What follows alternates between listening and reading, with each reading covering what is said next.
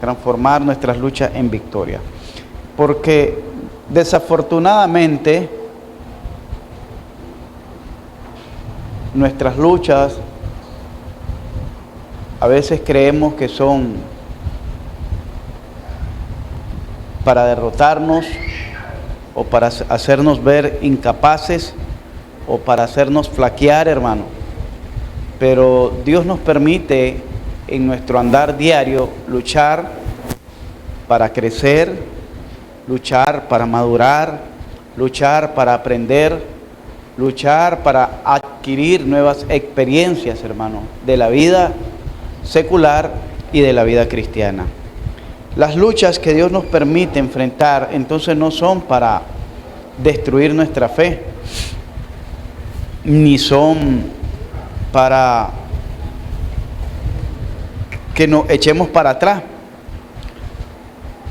A veces pensamos que tener un obstáculo en el ministerio de la iglesia, y yo quisiera verme como aquel hermano, pero no puedo, y hago el intento y no puedo, entonces me voy a regresar. Y no es así, hermano. Nuestras luchas como vida cristiana son para crecer. Y por eso, pero para ello necesitamos tener una mentalidad objetiva, una transformación en nuestra forma de pensar, una transformación en nuestra perspectiva de la cosmovisión que tengamos de la vida. Por ejemplo, vamos a ver aquí donde leyó el hermano,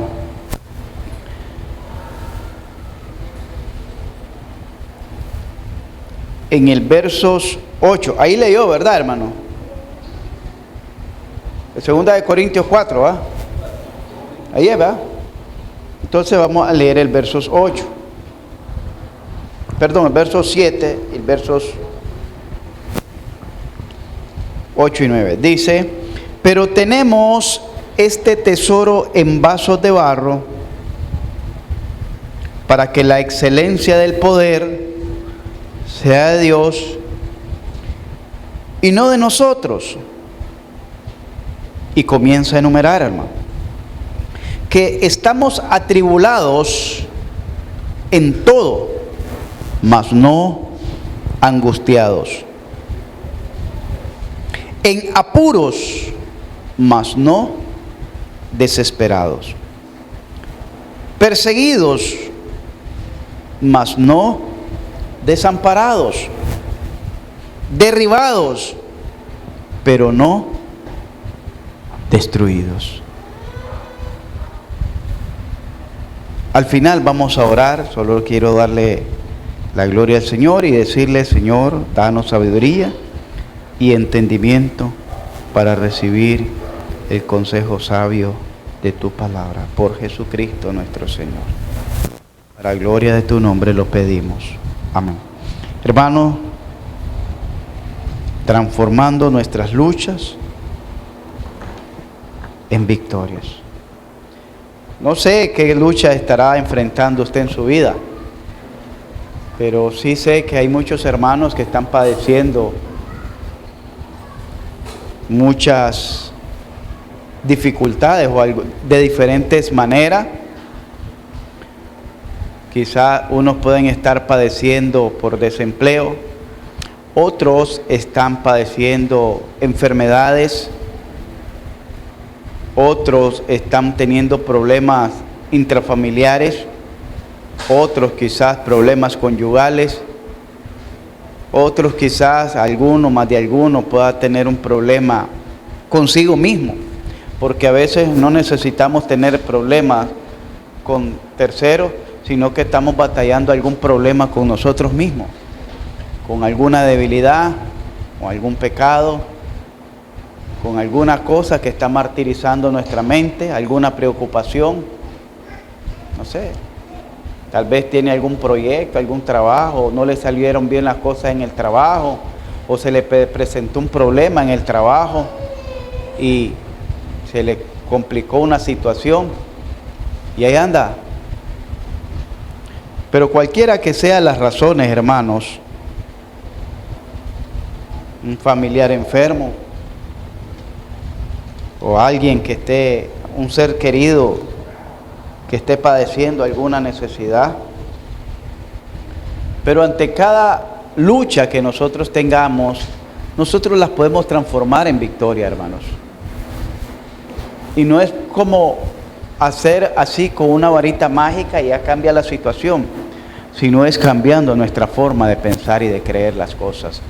Porque si nosotros creemos que todo el tiempo de peregrinación en esta vida nos tiene que ir bien y que todas las cosas tienen que salir a nuestro favor y que todas las gestiones que hagamos nos tienen que salir de manera exitosa, entonces tenemos una mente demasiado, le llaman, no sé, demasiado extremadamente egoísta u objetiva, o no sé hasta qué punto sería hasta narcisista, creyendo que porque yo hago las cosas, todo me tiene que salir bien, porque yo las estoy haciendo, cualquier cosa que sea. Y es ahí, hermano, donde nosotros tenemos que cambiar nuestra forma de pensar. El apóstol Pablo entra a esta carta de manera muy humilde, muy suave, muy sutil, pudiéramos decir, después de haberles pegado una buena zarandeada en la primera carta, que la estuvimos estudiando, para que ellos llegaran a una madurez. Pero una vez que les pega una tremenda sacudida en todas las áreas de la iglesia, como cristianos que eran, y desde el capítulo 1 los comienza agarrando, hermanos, bam, que Cristo no está dividido, y comienza a tratarlos punto por punto, y después les da respuesta. Hasta el capítulo 7 creo que comienza a darle la respuesta de las preguntas que le habían llegado a hacer. Mire, 6 capítulos solo de sacudida. Pero esta carta comienza de una manera suave, muy sutil, hablando de una fe, de una esperanza, de una consolación que debemos de tener los cristianos, ser consolados para poder nosotros consolar a otros con la consolación que nos fue dada. Capítulo 1, capítulo 2, el capítulo 3 viene hablando acerca de los sufrimientos y los padecimientos en el sentido que la gente se preocupa demasiado, se enferma demasiado por las necesidades físicas que pueda estar atravesando. Y hermanos, aquí esta carta, fíjese, cuando se dio lo del COVID, yo estuve leyendo bastante esta carta y me ayudó bastante a confortar mi espíritu y incluso a sentirme preparado por si el Señor decidía llevarme. Yo le decía, Señor, estoy listo, puedo partir contigo. Cuando hablaba acerca de lo que los padecimientos del ministerio, el amor que debe haber en el cristiano, el amor de perdonar en la carta 2, que perdonan en el capítulo 2, que perdonan al ofensor, y etcétera, hermano.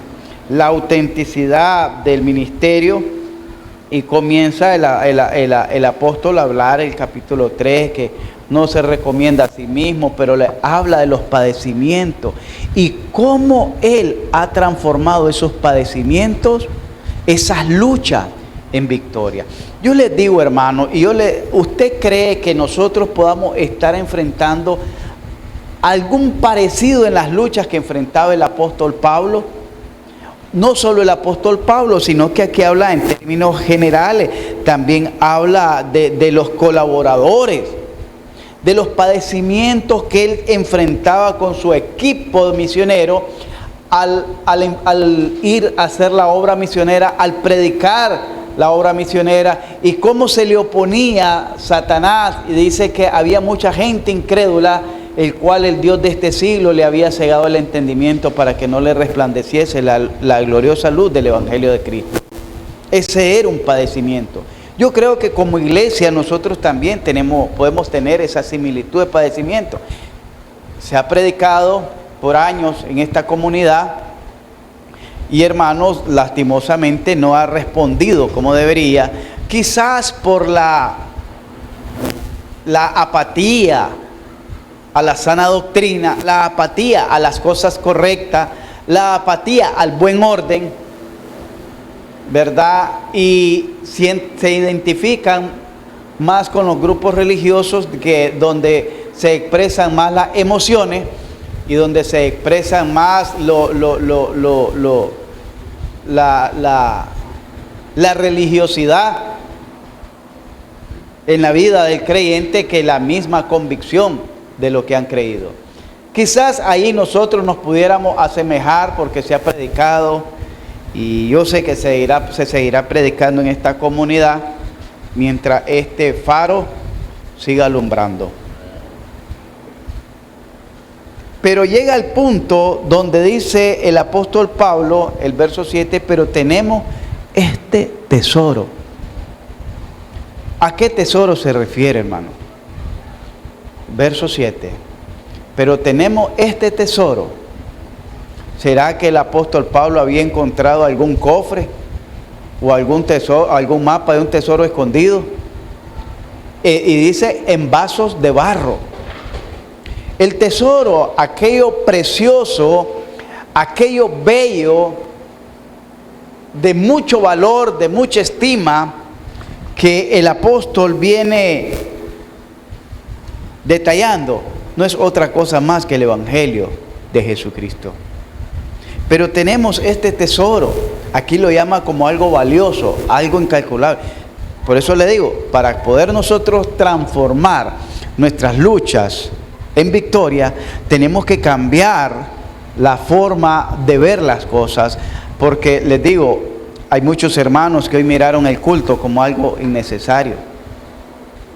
Y yo les digo honestamente, hoy en la tarde sentí una debilidad en mi cuerpo, una debilidad como que, no sé si usted la ha experimentado en alguna ocasión, cuando tal vez solo se bebió un café en la mañana y se le pasó la hora de almuerzo y siente que el cuerpo se le afloja, se le debilita y le tiembla, ¿verdad? Fíjese que yo desayuné bien, almorcé bien, pero como a eso de las 3 de la tarde me sentía con una debilidad, y así me he sentido el cuerpo, una debilidad, hermano, en todo el cuerpo, una flojedad. Sentía flojo de viaje, andaba todo flojo. Y le dije a Iván, fíjate que me siento el cuerpo de él, yo creo que ni me escuchó. Y le dije a mi esposa, fíjate que me siento débil, le digo. Honestamente no quisiera ni ir a la iglesia porque me siento débil. Me dijo ella, quedémonos descansando. Está buena la idea, qué bueno. Realmente no, dije yo. Porque quedarme descansando es verdad, uno reposa, el cuerpo recarga las baterías, pero no se aprovecha de mucho. No se aprovecha de mucho. Yo dije, no, voy a irme hacia la iglesia. Y me alisté y lo alistamos los dos y vámonos. Pero aquí hay hermanos que tienen mucha necesidad, igual que yo, de Dios. Pero si cambiaran su cosmovisión de lo que es ser cristiano, de lo que es el Evangelio, de lo que es venir a un culto, cuán valioso es venir a un culto a escuchar la palabra de Dios. Cuán valioso es venir esos 4 himnos que dieron, bueno, aunque sea con 2, 3 himnos nos vamos. Pero esos 2, 3 himnos, hermano, no quedaron aquí. Trascendieron, traspasaron las dimensiones de tiempo y espacio.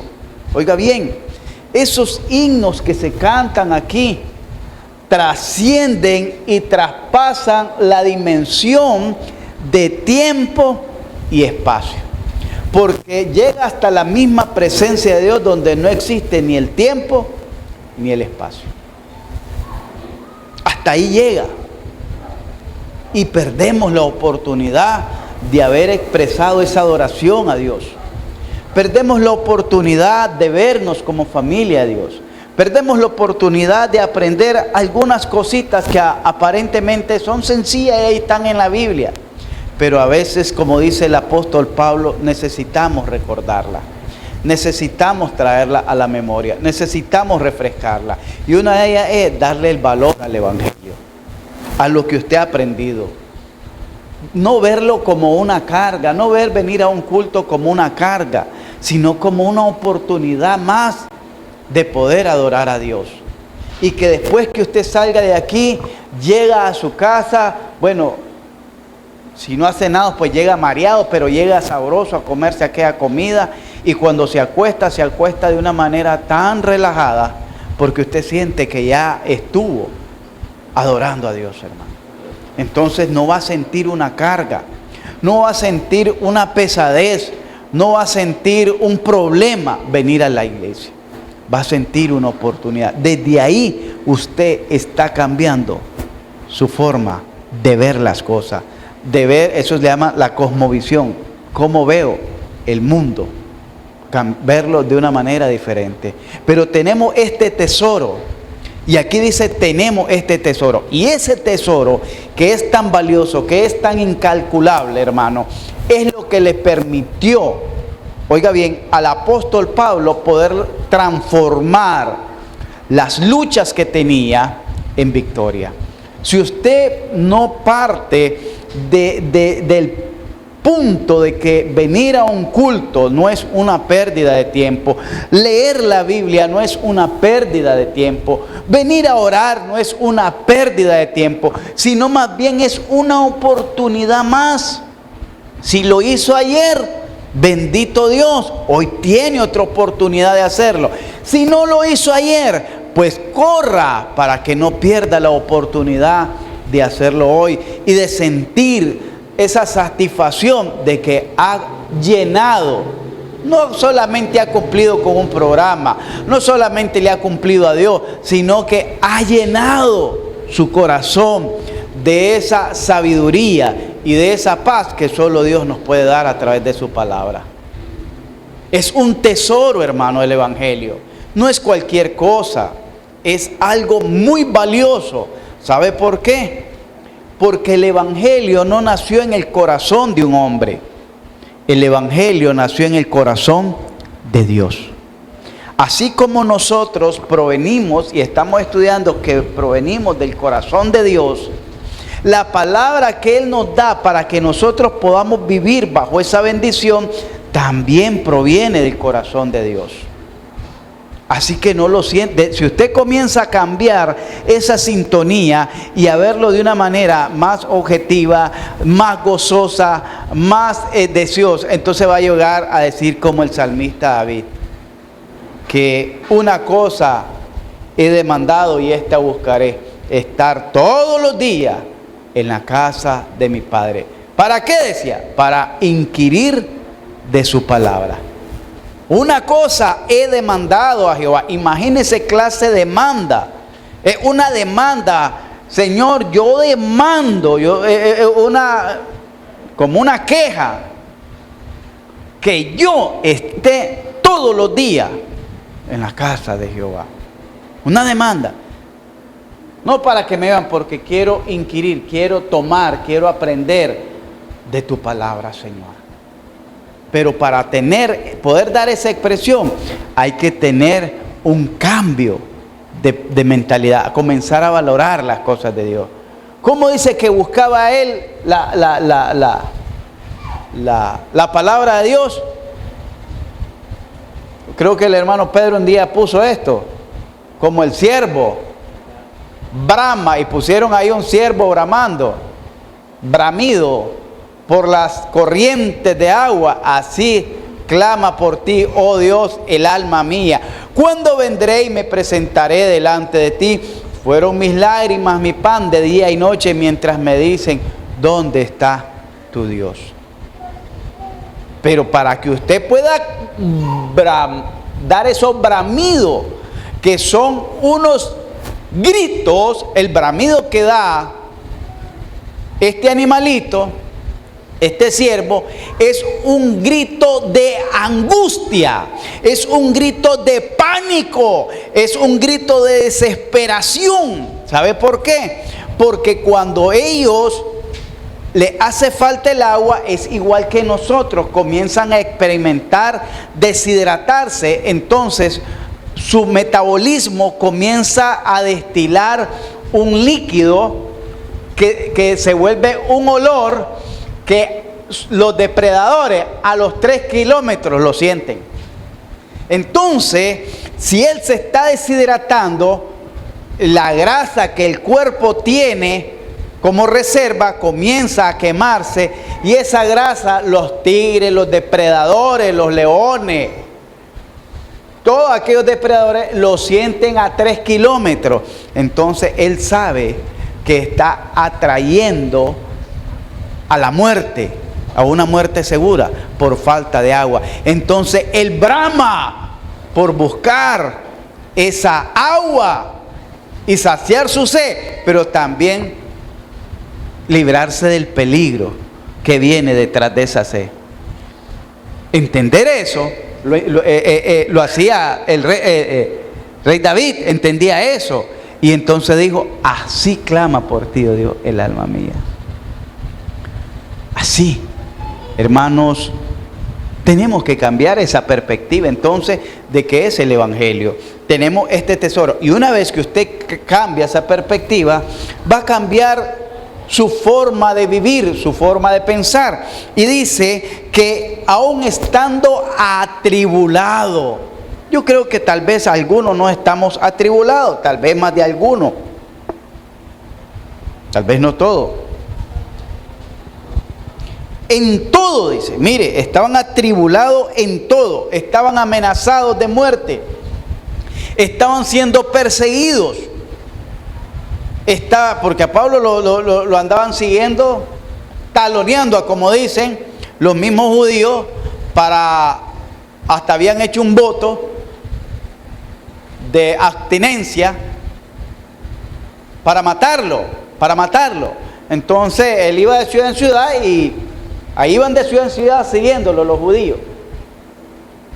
Entonces no podía salir atribulado, porque era que un judío se convirtiera al cristianismo, era algo vergonzoso, era algo denigrante, era como una lacra, lo más despectivo que podían tener. Entonces, si él se acercaba ahí a pedir agua, le cerraban las puertas. Quería ir a comprar donde la fulana, le decían que no había, le cerraban las puertas a los judíos.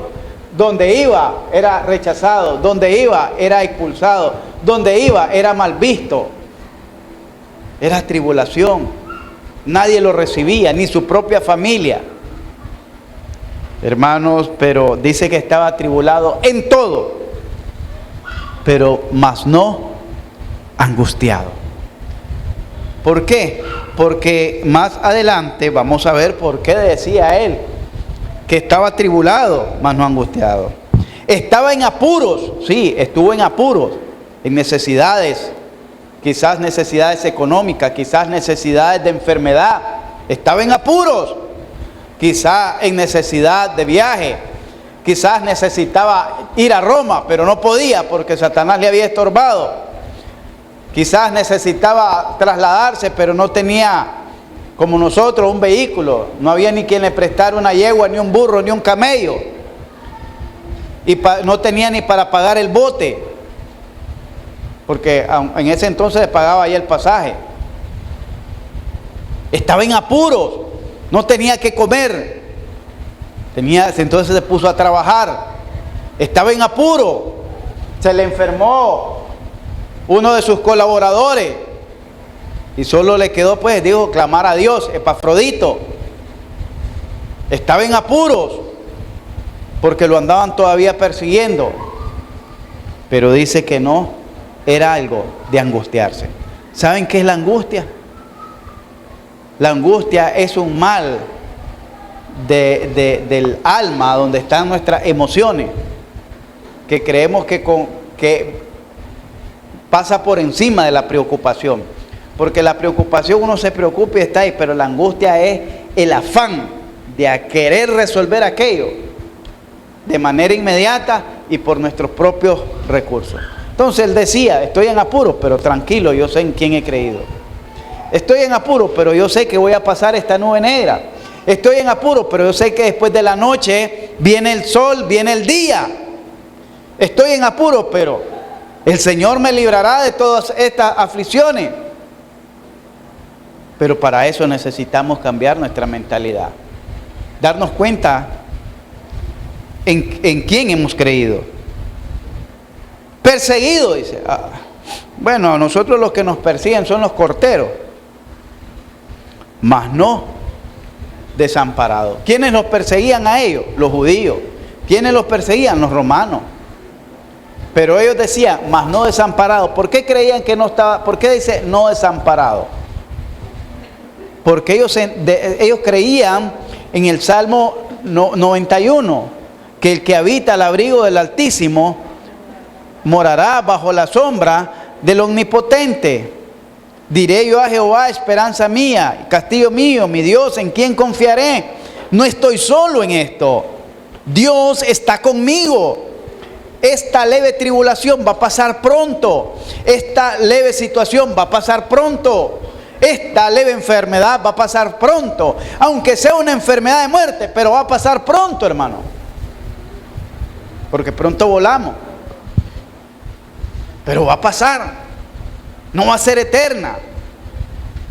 La situación adversa que estemos pasando, el desempleo, va a pasar pronto. Algo vamos a emprender, algo vamos a hacer.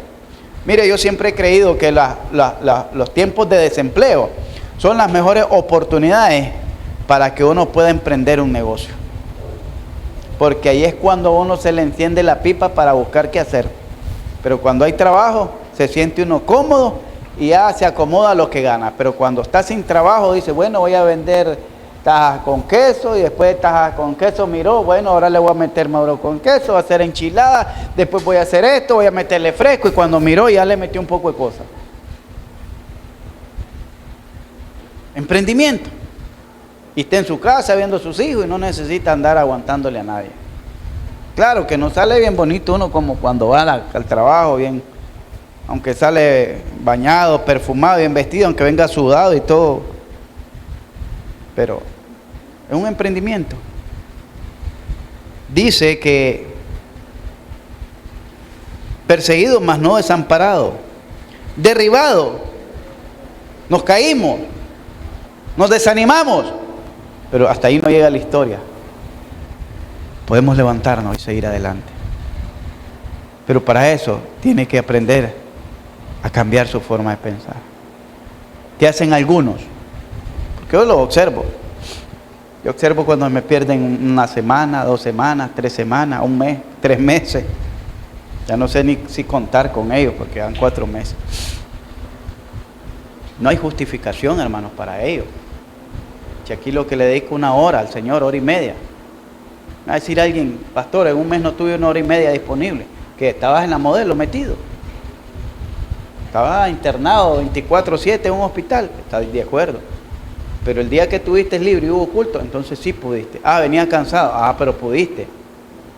Simplemente no quisiste. Es cambiar nuestra forma de pensar, hermano.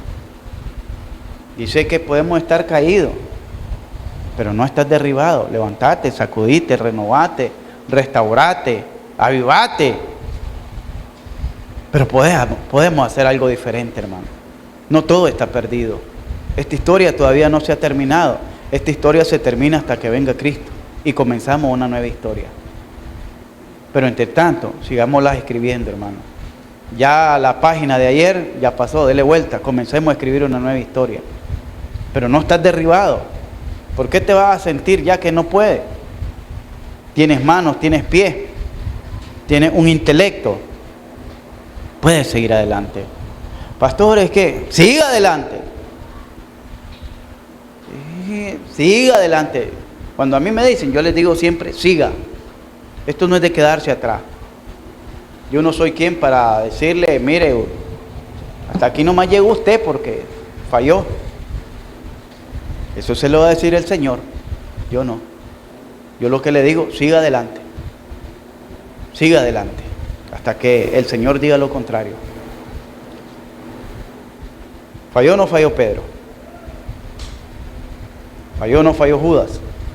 ¿Falló o no fallaron todos los discípulos? ¿Falló o no falló Pablo? ¿Y qué dice Pablo? Seréis imitadores de mí, así como yo de Cristo. Pero él falló como ser humano que es. Pero él siguió adelante, hermano. Y él mismo le dijo a los filipenses, olviden ciertamente lo que queda atrás y extendámonos, sigamos a lo que tenemos por delante. Ese ha sido mi llamamiento este año, hermano. Esa ha sido mi motivación para la iglesia.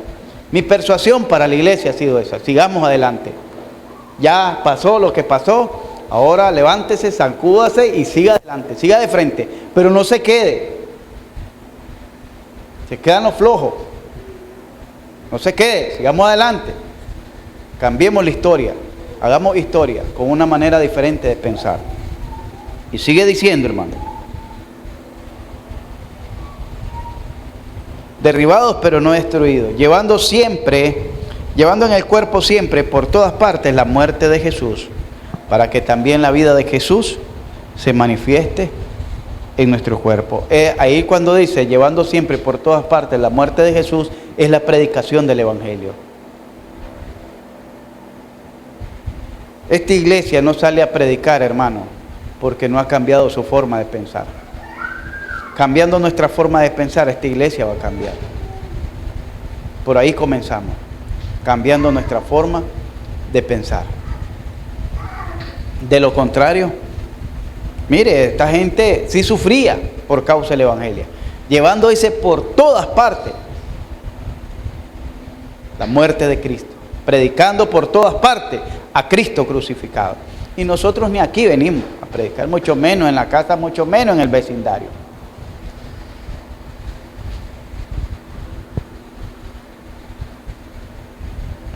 Dice la palabra de Dios, versos 13, pero teniendo el mismo espíritu de fe, conforme a lo que está escrito, creí, por lo cual hablé. Deje de creer en usted y comience a creer en Dios. Deje de creer en usted y comience a creer en la palabra de Dios. Si usted pone su fe en sus posibilidades, está listo.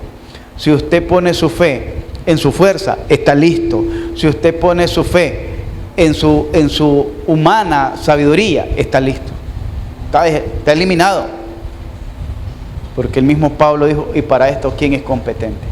Pues nuestra competencia proviene de Dios. Tenemos este tesoro, pero no es nuestro. Es de Dios. Entonces deje de confiar. Usted solo es el vaso de barro donde está ese tesoro que se llama Evangelio. Cuando usted cambie su forma de pensar, hermano, entonces podrá decir lo que decía el apóstol Pablo. Creí, por lo cual hablé. Y ahora, dice Pablo, porque todas estas cosas padecemos, versos 15, por amor a vosotros, para que abundando la gracia por medio de muchos, la acción de gracia sobreabunde para gloria de Dios. Por tanto, dice, mire, ahí está, transformando las luchas en victoria. Por tanto, no, ¿qué dice? Versos 16, no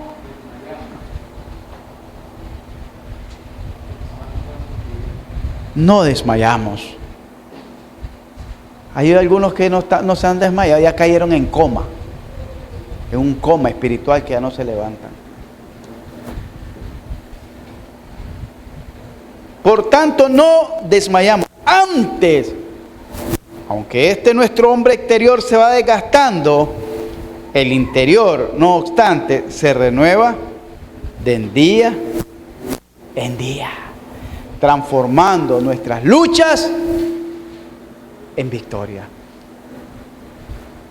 Mi cuerpo se va desgastando, este cuerpo cada día más viejo, pero mi hombre interior se va renovando.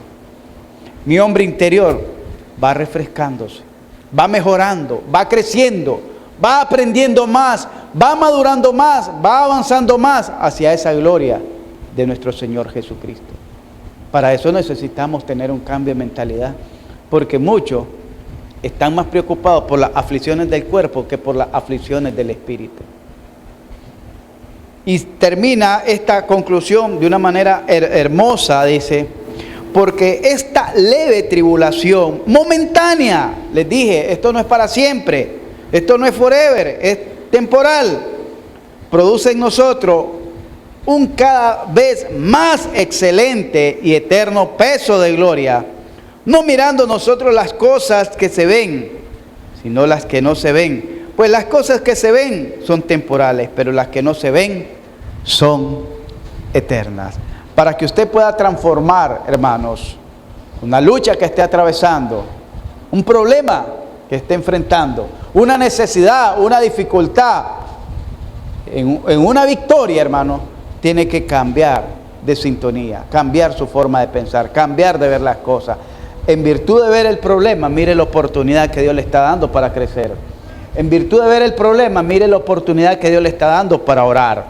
En virtud de ver el problema, mire la oportunidad que Dios le está dando para aprender, para experimentar algo nuevo en su vida, para crecer en la fe que Dios le ha dado, para esperar en Dios, desarrollar nuestra fe y nuestra paciencia en Dios. Mire las oportunidades, no mire que voy a fallar, que ya no quiero ir, que ya no quiero hacer esto, no mire eso. Mire lo que Dios le está poniendo de frente, algo muy valioso. Dice que no mire las cosas temporales, mire las cosas que son eternas. Dios algo quiere de mí con esto. Dios quiere que aprenda algo en esta situación. Dios quiere que asimile algo en esta situación, que madure en algo. Dios quiere que haga algo yo con esto. Pero todo lo que Dios nos permite vivir es para nuestro crecimiento y nuestro desarrollo espiritual. Porque ¿sabe qué? Lo que nosotros vivimos aquí en la tierra, hermano, es para prepararnos para allá el cielo. Pero si usted no está aprendiendo eso, cuando llegue al cielo se va a volver loco porque no va a saber cómo vivir ahí. Porque si las cosas aquí, que son temporales, lo enferman, le dan dolor de cabeza, le roban el sueño, lo angustian, imagínese si le pasa algo allá donde es eterno, todo es eterno, que un problema de eso le salga eterno, que un dolor de cabeza le salga eterno. Tenemos que aprender a vivir aquí, a batallar, a crecer, a mirar las cosas que glorifiquen a Dios. Para ello necesitamos cambiar nuestra forma de ver las cosas. ¿Tiene un problema, una discusión en la pareja? No mire a la pareja como un rival, como su enemigo o como algo molesto. Mire más bien que es una oportunidad. Esa discusión fue una oportunidad que Dios le dio para que se dieran cuenta los dos que necesitaban dialogar de algo. Necesitaban conversar, pero lo hicieron de una forma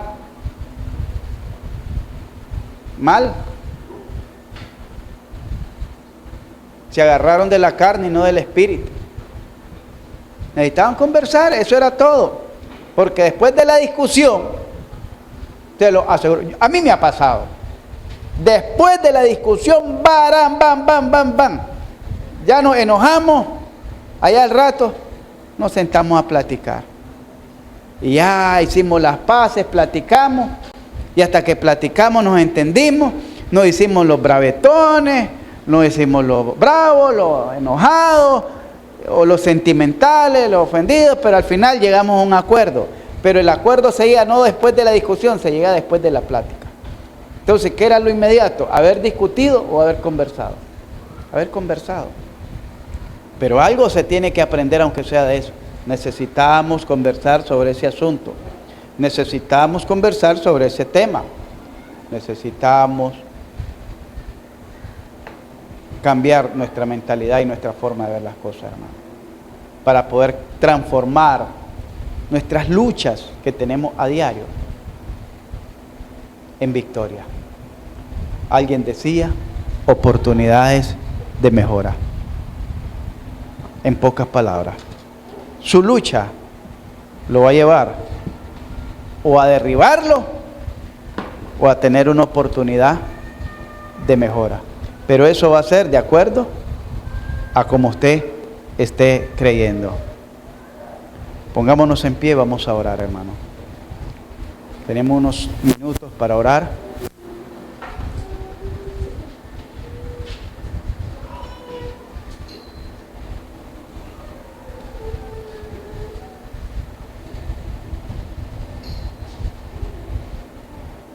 Roxana. Va con nosotros el domingo, dice el hombre. Ah.